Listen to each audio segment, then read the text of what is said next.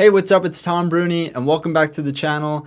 Today's video is all about my content strategy. So far, we've gone over my personal experiences, where I've been in life so far. The next video covered my overall business plan, how I'm going to build this YouTube channel and what I ultimately want it to look like in the end. And today we're going to be going over the most important part, which is the content strategy, how I plan to build an audience, what platforms I'm going to be on, and all that good stuff. So if that sounds interesting to you, let's get right into it. Alright, so I want to keep this video as short and sweet as possible. So what I did is I put together a quick graphic that outlines basically what I'm trying to build out over the next year. So on the top, you have column labels that basically outline what that particular platform is being used for. What's the purpose? And on the left side, on the rows, you have what type of content is it? Is it written? Is it video? Or is it audio?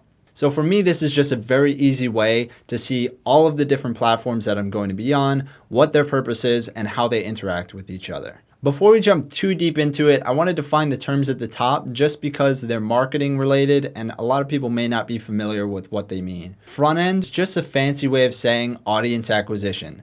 These are platforms that aren't necessarily your core product, but you use to capture a different audience, to get a different set of eyeballs that you may not be having on your main platform. So a good example is YouTube Shorts, Instagram, and TikTok. It's shorter form videos that you can get people interested in your content and then ultimately push them back to your main platform, which in my case is YouTube. Then in terms of a back-end product, that's simply saying, how do we increase the lifetime value of a customer that we already have? So this is a subscriber on YouTube. This is somebody you've already captured. They already like what you're doing. They want to be a part of your community and part of your audience. And now you figure out, how do I monetize that person further? How do I offer them more services, more products that will offer value to them, but also allow me to make more money from that specific customer. So front end is all about getting new eyeballs, new customers, new audience members. Back end is all about monetizing and increasing the lifetime value of the current audience members that you have. And then the product, that's the main thing that you're offering. So for me, it's a YouTube channel. My main core platform is on YouTube. It's where I offer the most value and where I have the most monetization opportunities. All right, it's about that time for me to bring on my special guest to personally thank the 11 subscribers that I have as of recording this video. If you want to join and get thanked real quick, make sure to click that subscribe button. Without further ado, Michael Bay, take it away.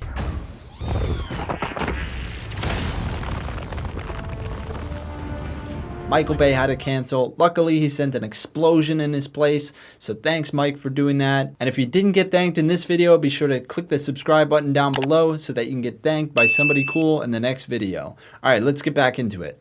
Now that we've defined the overall matrix and can navigate it properly, let's start right in the middle with my core product, which is YouTube.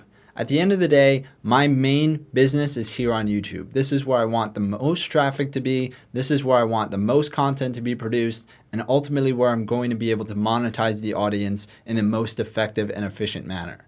So now that I've identified my core platform, all of the other things that I'm building should be serving that core platform. I want to be driving the audience back to my YouTube channel, and that's ultimately what I'm trying to do here. So let's start with the front end. In the video section. So right here on the left, we've got YouTube Shorts, we've got Instagram, and we've got TikTok. These are all short form video content creation platforms that I can use to grow my brand, find different eyeballs that may not have seen my content before, and ultimately drive them back to my YouTube channel. I plan to use these platforms in 3 specific ways. The first is to market videos that I've already created on YouTube. So I can do that in one of 2 ways. I can either summarize the video in a 60-second format and put it on these other platforms, get somebody interested, and then push them to the main video on YouTube. Or 2, I can take a clip from the main video, put it on these other platforms, get people interested, and then ultimately push them back to the YouTube video. So that's the main purpose. I want to promote the content that I've already created on YouTube.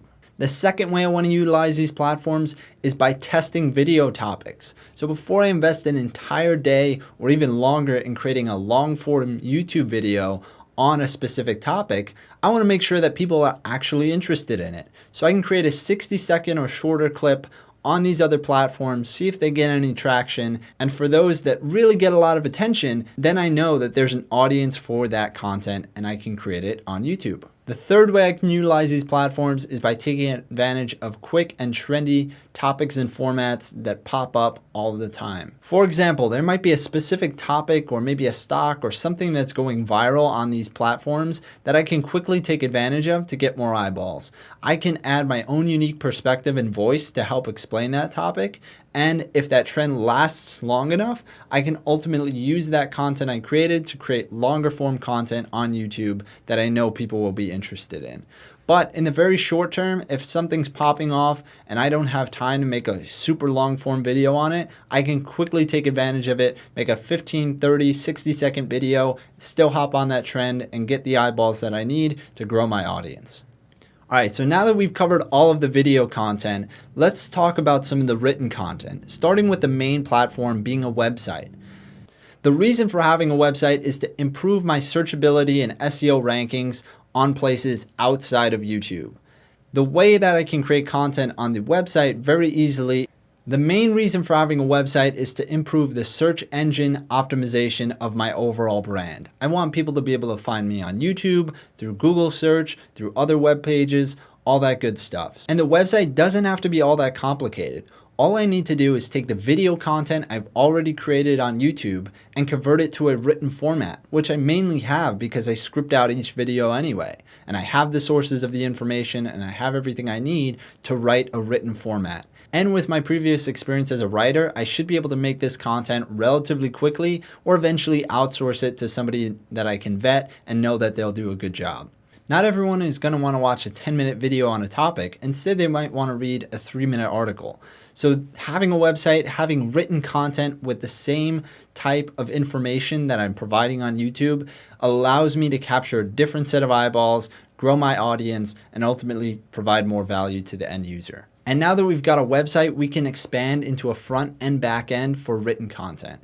So on the front end, we've got Twitter. This platform is great. I've spent the last decade on it, and if you use it properly, it's a great way to acquire a new audience. The content that works best here is not video and audio, it's written format. So I can take things that I'm already creating for the website and simply create other forms of content that are shorter on Twitter and push people to the website from there. So a good example is I can create a thread outlining the main points of a blog post I just created. Then on the bottom of the tweet, I'll have a link to the main article that people can go read on the website. So by using Twitter, I get new eyeballs for written content and I can push them to both my website, and then on the back end, there's a newsletter that I'll be creating as well. So the newsletter is a way of increasing the value I'm providing to my audience, as well as being able to extract more value from them by adding additional monetization option. The newsletter doesn't have to be anything crazy. At first, I'm going to start with once a week. It's going to be a quick summary of some of the best things that I read,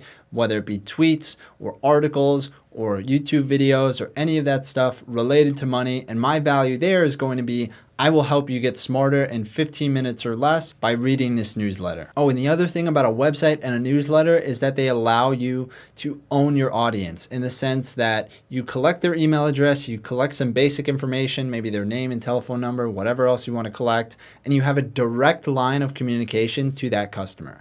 So even if another platform decides they no longer want to show your content, they no longer want you on that platform, you still have your own website and your own newsletter to directly connect with your audience. And that is so important, especially if you're building on somebody else's platform where you don't own the audience and you don't own the algorithm that's pushing people here and there, then you have to have a backup plan, which is why having that direct line of communication is so important. And then in the bottom left, we've got audio. Using a podcast as a front-end acquisition tool, another way of getting more customers, people that are interested in not video, but just want to listen to something. How do you create content for them? To be honest, this is kind of at the lower end of my priority scale. Video and written content is really where my strong suits are. So I want to focus on building those out over the next year. And then if I can create a podcast or do something audio, that would be great. But I really don't see that as a big part of my overall strategy in the short term. And as you can see in these orange blocks, we've got all the ways of monetizing the audience: ad revenue, affiliate marketing, sponsorships, merch, community, digital products. Anything that we discussed in the business plan overall is here. So as you can see, by building out all these different platforms and offering content on each of them, we can tailor it to the specific audience that is on that platform and figure out how to monetize them in a way that creates a win-win relationship. For example, the person that's on YouTube versus the person that's on Twitter have very different needs. They're looking for different types of content. They probably have different demographics. And so expecting to use the same content across all of these platforms and have it work perfectly without tailoring it specifically to that platform is a recipe for disaster. And also using monetization strategies that do not work for specific platforms and trying to fit them in there is not going to work either. For example, on Twitter, there's no way for you to generate ad revenue or get sponsorships for posts that you're doing on Twitter. That's very unlikely. But on YouTube, those are the two top things that you can do. You can get ad revenue from AdSense and you can get sponsored posts. So you really have to focus on what platform you're using, what content you should create for that platform, and how you can ultimately monetize and push the audience to your core product, which in my case is YouTube. All right, so that about wraps it up. And I know some of you are probably thinking, man, that is a ton of content to produce on a ton of different platforms. How am I going to possibly keep up? And the good news is, once you get into the flow of things, I know this from the research business because my job was to take a piece of content, a piece of research that I created, and figure out how to optimize it for all of these different platforms. So how do I take one piece of work that I've done and get the most out of it? So we can do that exactly here. We can create a YouTube video, cut it up, put it on some of the shorter video form content platforms. Then we write an article or a blog post on our website. Then we take that blog post, summarize it into a tweet storm, put it on Twitter. Oh, and by the way, if you are signed up to our newsletter, you're going to be seeing that blog and that video in the bottom of our newsletter saying, hey, this is content from us this week that you should be checking out. So you really just have to figure out what works on each platform, create a system, and then once you do that, it's just a matter of taking a topic and applying it to all of those different formats. Oh, and the last thing I want to discuss is a bit of a fishing analogy in regards to finding the topics and keywords that I'm going to create videos on over the first 3 to 6 months while I'm growing this channel. For me, I want to focus on where there's a lot of fishing boats and there's a lot of fish. So I want to go to the most highly searched, highly impressionable keywords because that's where the most eyeballs are. But if you've ever gone fishing, you know that even if there are a ton of boats around you and you have the worst equipment of all of them, the worst strategy, you've never been fishing, any of that stuff, you don't know what the hell you're doing. Well, guess what? If there are a ton of fish, it doesn't matter. Chances are just by blind luck, you're going to start catching some of them.